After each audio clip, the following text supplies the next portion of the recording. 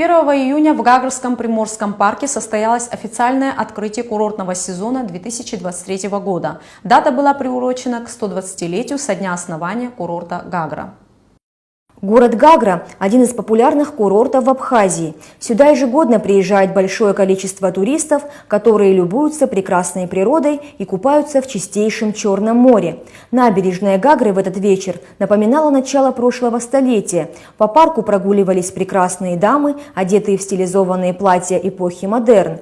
Все желающие имели возможность сфотографироваться с ними. Советником главы администрации Гагрского района Баталом Берзения была организована выставка копий снимков фотографа Ивана Юнака, на которых запечатлены Гагра того периода и семья принца Ольденбургского. Здесь были представлены около 50 снимков.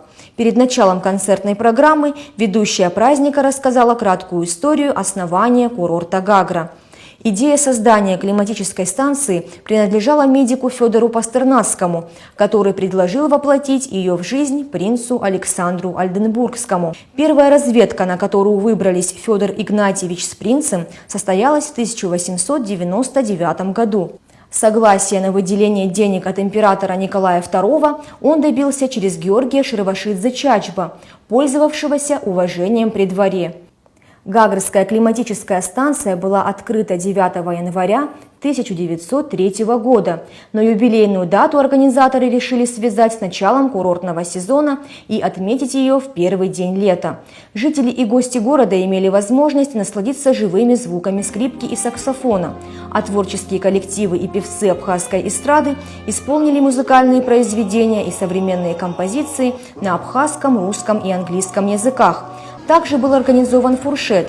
Под занавес праздника небо озарил красочный салют. Праздничное мероприятие было организовано отделом культуры Гагрского района при финансовой поддержке администрации Гагрского района.